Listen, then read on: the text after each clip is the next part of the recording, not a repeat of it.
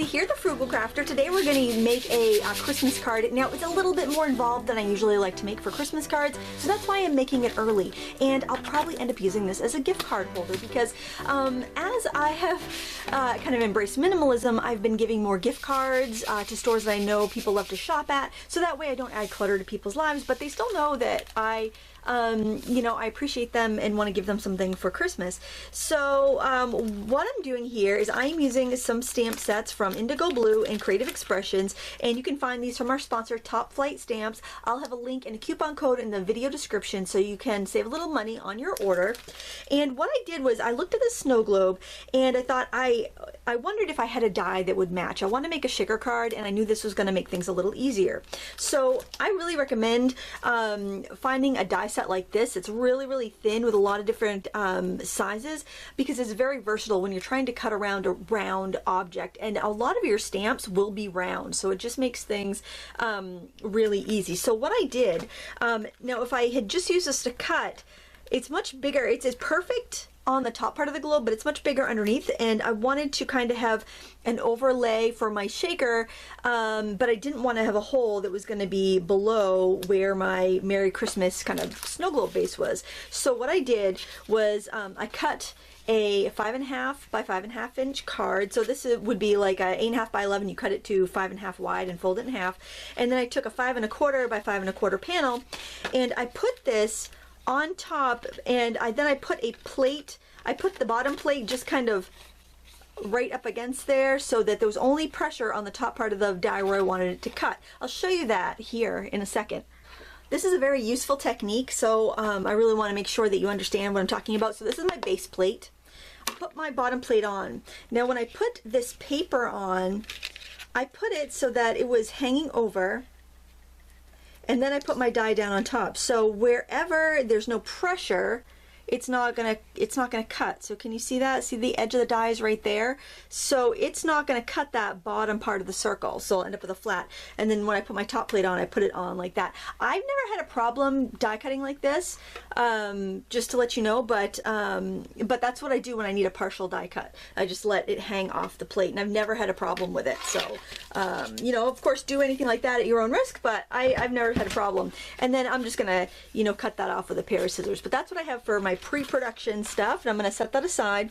And on the card itself, actually I do need this, I'm going to make a mark as to where the opening is. So you know what, I could go ahead and trim that.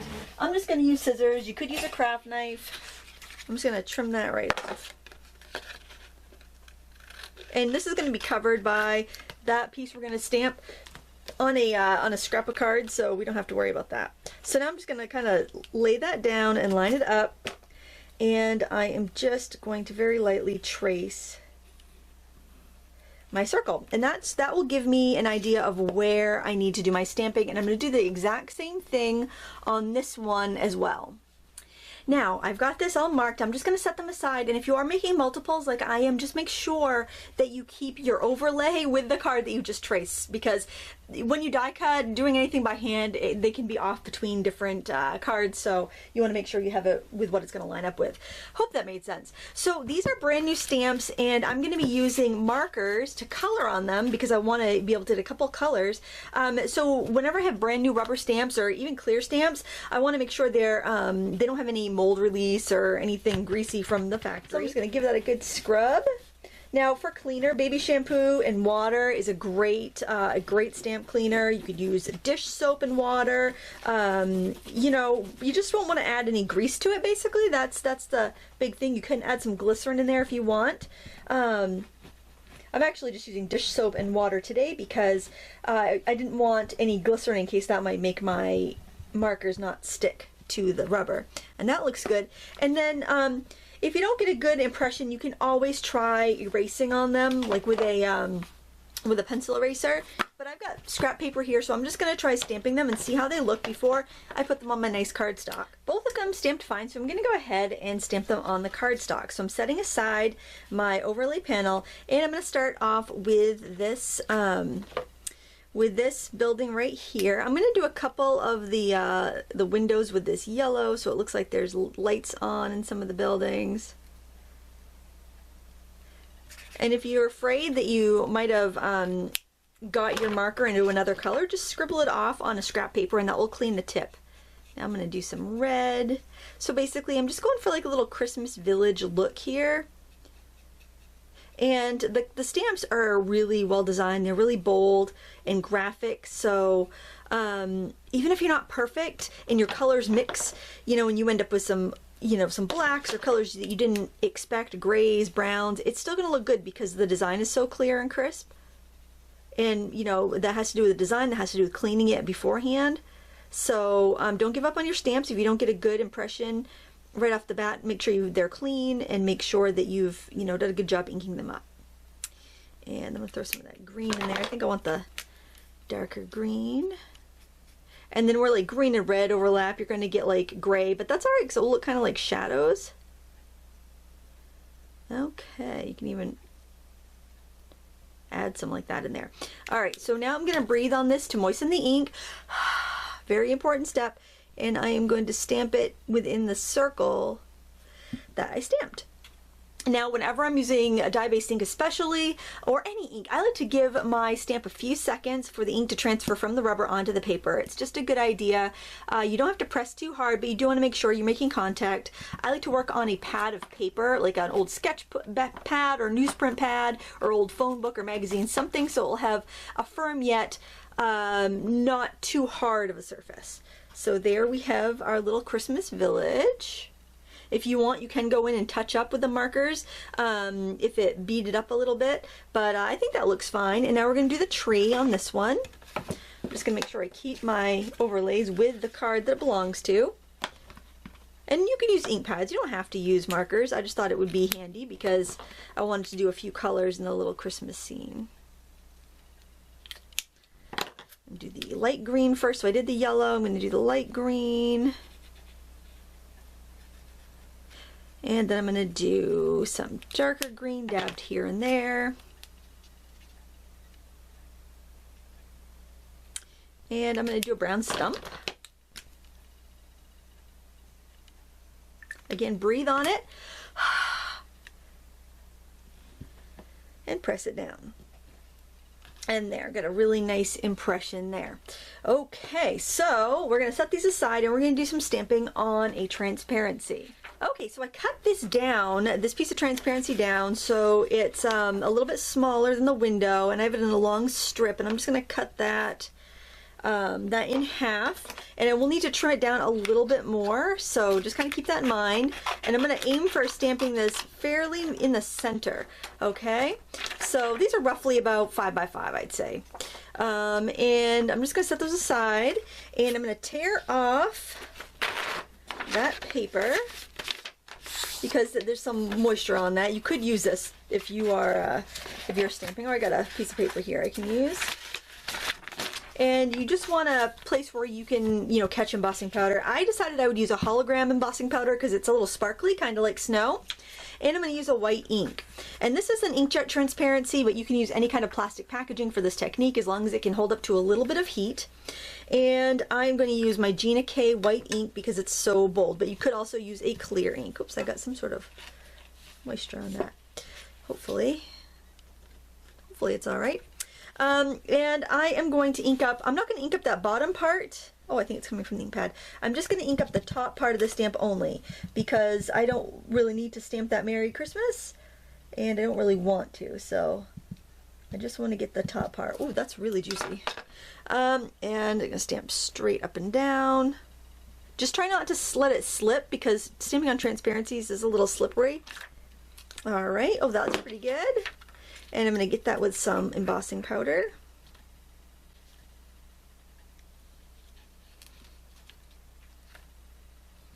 And actually, I might be able to just pour this right in the jar. I might not even have to pour it out onto the table. And there you can see it's pretty sparkly. So to heat it, it is a little tricky. So here's what I do. And I will leave this real time so you can really see. I'm going to cap that up and set it aside. You want to make sure your heat gun is already hot. You don't want to put this to your transparency until it's heated up, so give it a couple seconds.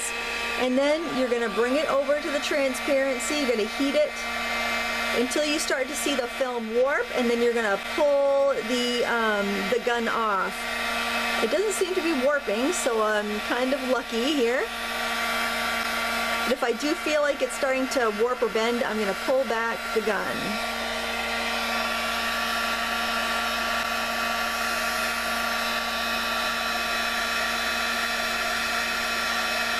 It's got a beautiful sparkly design.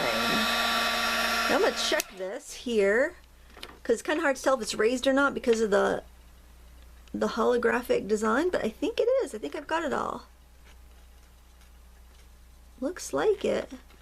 Alright, so, oops, that one's embossed, and I'm going to do the same thing to the other sheet. And you can see you get a really pretty sparkly design there. Okay, that one's done too, and I'm just going to set them aside. This has actually been the easiest transparency I've ever had to inkjet to goodness gracious, heat on, and this is just the cheap Office Max inkjet transparency film. I wouldn't say cheap, I mean none of it's cheap, but it's like just a store brand. So I'm just going to grab this scrap here, and this was an offcut from one of the card bases, and I'm going to stamp just the, I'm just moving that away because it's got some embossing powder on it. I'm just going to stamp the Merry Christmas portion, and to do that, what you want to do, I find that I get a little bit better of an impression if I'm just doing a solid color to use an ink pad versus using a marker. You certainly can use markers, but since I have ink pads and I feel like I get a better result, that's what I'm going to use. Don't worry if you go over a little bit because we're going to trim that out. So I'm just going to stamp that twice because I'm making 2 cards. So I've got one there. And you can always stamp a couple in case you make a mistake, you know. Sometimes silhouette images, and I mean like it's got more rubber and less open space, can be a little bit trickier to stamp. So sometimes you need to stamp it a couple times, but I think that looks alright. There we go. Second one always comes out better, I always think. But I think they're both usable. We're going to let that dry, and then we'll cut them out with our scissors. So now we're just about ready to assemble our cards, and we're going to want to go and find some things to put in our shakers. Okay, now it's time to assemble the card. The assembly goes the same for both, so I'm just going to show you on one. And also, I would go ahead and grab any Christmas embellishments you have. That way you can kind of see what will work. So the first thing you need to do is attach the window sheet to your window opening piece. And this is a little big, so I'm going to trim it down a little bit. You basically just need room around your transparency so that it can attach to the backing. But you don't want it to stick out the edge. So before you put any adhesive down, just double check that that's what you have. That you don't have any like shiny spots sticking out. That looks good. And then what I'm going to do is actually put the adhesive on the transparency. If your adhesive doesn't want to stick, then you can go ahead and put it on the window. It really doesn't matter. I just find it's a little easier to do it this way. And I want to just seal it down good. So it's going to go right on top. So I put the adhesive on the side that we stamped. I like that because I can really just look through there and make sure that it's centered up really well so you can see what we have there. Isn't that pretty? Okay, so the next thing we have to do is build up our kind of little area to hold our goodies in there. And now look at that, I can actually see that I do have a little bit of transparency sticking out there, even though I trimmed it, but I caught it, so it won't give us any trouble. Okay, and I recommend foam tape for this, and I actually recommend a thicker foam tape if you're going to use thicker things than I have here. This is the, I think it's called the Big Mama roll of foam tape. I honestly think that a thicker foam tape is a little bit better, but I didn't have any in a roll like that, so this is what I'm using. You can double it up if you have the thin stuff. And I like to tear it because it gets your scissors really sticky, but what you want to do, save those little bits you tear off, because if you have any gaps when you make your little kind of shaker frame here, you're going to want to fill those in, otherwise you're going to end up with your glitter and stuff coming out the edges. So just want to kind of keep that in mind. So I'm putting this down, keeping in mind that I've got about 1/8 of an inch to 1/4 of an inch border on that, so I don't want my foam tape to show. So see what I mean? So when I set that down, I got about 1/8 of an inch, maybe just slightly over 1/8 of an inch border. I don't know if you can really see because my paper's way underneath. So I just don't want that foam tape to go extend beyond that. And this is just a much quicker way of building your frame. And you know, I guess you could actually die cut a shaker frame if you wanted to, but This is just as easy. And if I don't end up using those little bits, I will toss them. They're not really big enough to save. Sticky stuff. This stuff is so sticky. It doesn't really matter the brand. When you're working with it, it is super, super sticky. So I also want to put a little piece right there because otherwise your shaker stuff will fall way below the window and it might not, you know, look very much like a shaker card. So that's just kind of giving. This strip here is to kind of keep my paper from getting crushed, and this strip here is to keep my goodies from falling back. So I'm looking and I don't really see that I need any, it looks like I'm making contact everywhere. I don't think I need any of those little bits, but sometimes you'll tear it short and you don't want to tear a whole new piece, and that's fine. So for my filler, I am going to use some sequins and some glitter, and I was going to use some like some Flower Soft styrofoam stuff, but I decided it just was too much. So I'm just using this super diamondy glitter here. If you use a really microfine glitter, that might not work so well because it will attract to your transparency and it'll cling there. And I have to be careful not to use too much because on my sample one, I went ahead and made the other one first, and I'll show you what I mean. I went ahead and made the other one. I put too much glitter in there, so when the card is just down, it looks like the city has been covered with like feet and feet of snow. So so you don't want to put too much in there. So you can see how that one's together. So that'll give you an idea of what we're going to do here. And then once you've got that in, you want to remove the adhesive from your foam and be careful not to shake it when you do that. Otherwise you're going to flip that and all that glitter is going to stick to your foam and it's going to be very frustrating. And sometimes using a little needle tool or a thumbtack, something, or a pin can help you remove the backing sheets so that it comes off easier. So I'm going to remove the rest of the backing and then I'll show you what to do after that. I removed all the backing and I have a tip to share. You want to hold down your card while you're doing that on an area with no sticky, because that's just going to make it so it doesn't bounce around on you while you're working. I did notice I had a little gap up here, so I'm just going to stick in that little scrap there and try to peel off the backing without disturbing anything, and that way the glitter can't escape because it's all sealed up in there. So when you go ahead and put this part down, you just want to be careful to line it up right, because once you've stuck it down, you really can't change it. So it helps if you can look directly over it. I really can't with the way my camera is set up, but I'm just gonna do my best here to put that down straight. And if you get it a little crooked, just try to take the attention away from that when you go and embellish. That little extra piece I put in there did stick out a little bit, so I'm just pressing it back with my fingernail. So there we've got our little shaker. So we've got snow and stars and fun, fun, fun. Okay, for embellishing, I decided to keep it pretty simple. I'm going to use a few bits of washi tape here, and I'm just going to go right over the edge.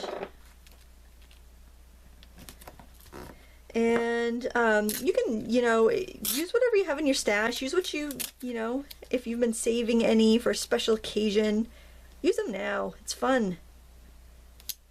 I think I did 2 on the other one, but I was going to see if I can maybe get 3. Maybe I'll do that one. Maybe I'll move this one down just a little bit.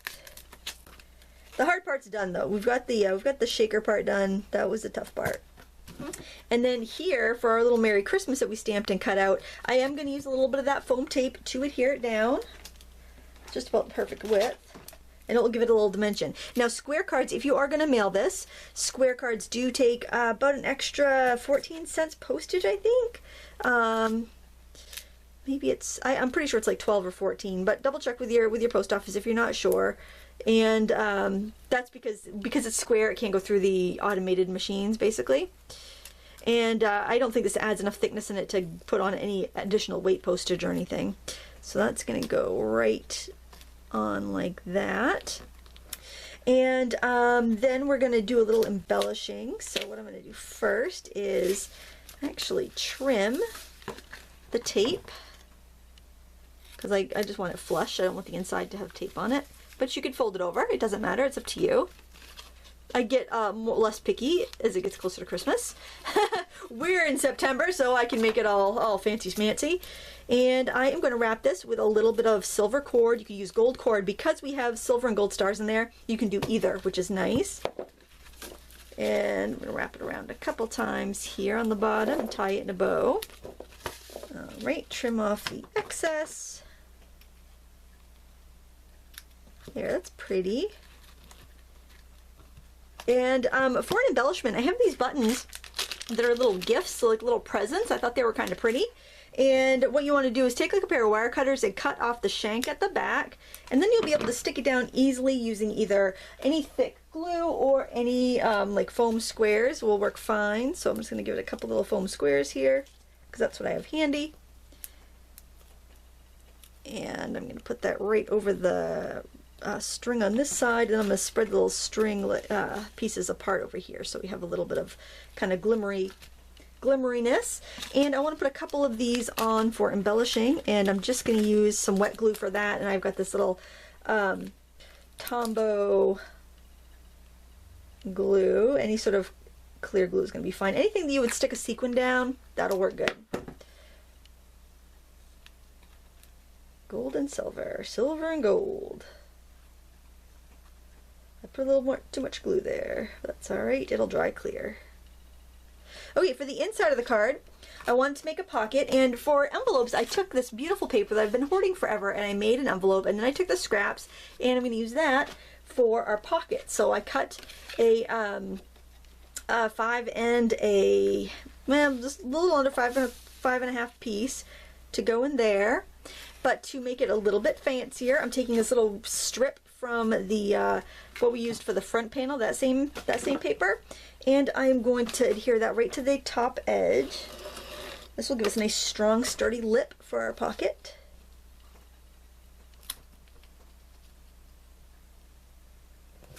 And then we'll trim off the excess.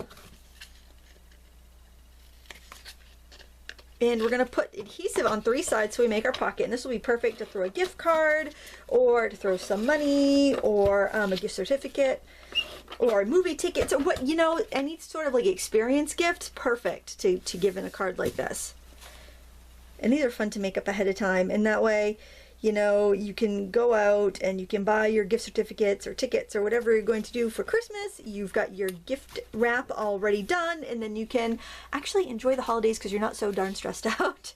At least that's the case for me anyway. So there's our shaker card, our envelope. What I did too, I used the envelope punch board for this, and because I knew it was going to be a shaker and a little bit on the thick side and I was going to have embellishments, I made the envelope for the 6x6 card instead of trying to make it for 5.5 by 5.5, because I figured having that little bit of extra wiggle room with a dimensional card and, you know, perhaps a gift card or tickets or whatever I'm going to put on the inside, that was just going to give me a little bit more wiggle room and make it a little bit nicer. You could also do this technique and put like a pattern paper behind there and have, like, if you had pattern paper of scenery or trees or something like that, or night sky, or you could even collage and do the tree as its own layer on a night sky. That would be really pretty too. But I was just trying to keep it as a simple idea that you could execute and actually have ready ahead of time for Christmas, because it gets crazy around here. I'm sure it gets crazy at your house too. So it's nice to have some of these quick and easy ideas for your gift wrap and your card giving. I hope you enjoyed this. Oh, I did want to show you one more thing. You want to put a sentiment in here. I did have a Holly Jolly Christmas. This set of sentiments I'm going to show you really quick is by Creative Expressions, and there's a bunch of different sentiments in here that are really useful. And for whoever you're giving your Christmas cards to, there's more fun ones like Let It Snow and Happy Wishes to You and Yours and a Holly Jolly Christmas, and there's also more formal greetings as well. And I like the Holly Jolly Christmas, and I also like how this stamp is a little bit smaller, so I can stamp up in the corner and still have a little room to write over there. Oops, I didn't ink that up very well. I'm sorry, I'll have to show you the other one because I did not ink that up well, but it's a clear stamp. So I should be able to look in there and line it up again. Goodness gracious. There we go. Oh, you know what? You know what else you can do if that happens? You can stamp on a piece of pattern paper and adhere it over that. That's what I'm going to do, and I'll show you that actually, because we all have boo-boos, right? Oh, you're gonna love this because this is actually gonna be better than what I was originally gonna do. So this was the insert that we cut out of the card. So what we're gonna do is put some adhesive on that. We're gonna embellish this. It's gonna look even better than it would have before, and we are gonna have, no one will know. No one will ever know that we had a stamp mistake. And then I took a piece of the scrap, you know, that we had stamped on previously. I'm gonna stamp my my sentiment there. I'm going to make sure it's inked up really well before. If I had just looked at the stamp instead of gabbing, I would have seen that it wasn't inked up well. There we go, perfect, look at that. So now this is going to look extra special, and they're going to go, wow, look at all the extra time they put on my card. They don't have to know that you just stamped wrong, do they? No, don't. I won't tell them if you don't. They're going to be like, whoa, look at this awesome handmade card. And then we got to use up another scrap. So, hey, you gotta love that. And then your little gift card will fit in there. Ah, perfect, perfect. No, there's no mistake. There's no mistake. Look, and don't you love it when a mistake actually makes a card turn out better? I think that's awesome. So there you have it. Please give me a thumbs up if you enjoyed this gift card idea. I hope you give it a try. Not too much glitter though, because look what happens. You get like a blizzard in the city, and that's no fun. So there you have it. Thanks again for watching. Check out our sponsor, topflightstamps.com. I'll have a link. I'll have links to all the products I used and coupon code in the video description. And we'll see you next time. Happy crafting!